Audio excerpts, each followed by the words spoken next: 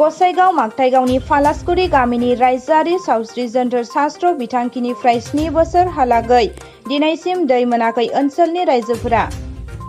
गसाइगाव महकुमानि सिङाव थानाय फालासगुरि गामियाव 7 बोसोर सिगांनो लुजानाय रायजोआरि सावस्रि जोनथोर शास्त्र बिथांखिनि गंसे दै जगाय राहा खालामदोंब्लाबो दिनैसिम दै मोनाखै गामिनि रायजो राजाफोरा। नखर नखर दै दैथायनायनि थाखाय राहा खालामदोंमोन आरो टेप गायसननाय जादोंमोन, नाथाय थोबसेबो दै मोनलोङाखै रायजो राजाफोरा।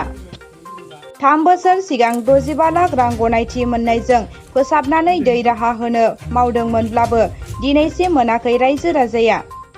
नखर नखर टेप गायसननायाबो बायहां जिहां आरो हाग्राजों बुंफबनो हमबाय, जायनि थाखाय रायजो राजाफ्रा दिनै आद्रा थानाय खामानिनि सायाव आरो सोरखारनि सायाव सोंलु खालामदों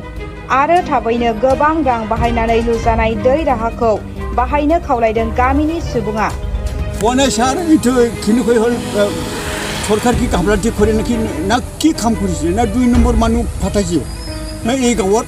7 বছর হল পানী পোৱা নাই আজিলে ফসিয়ে গ'ল এই যিটো মাল দিছে এইটোতো ফসিয়েই গ'ল একোতো হোৱা নাই খিনিকৈ হ'ল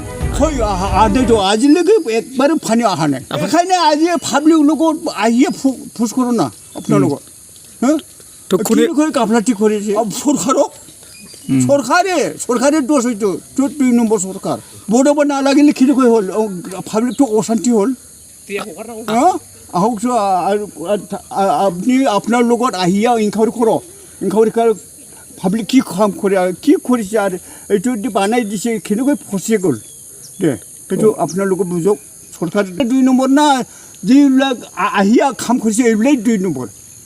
হওক আহিয়া ইনকাউরি করো।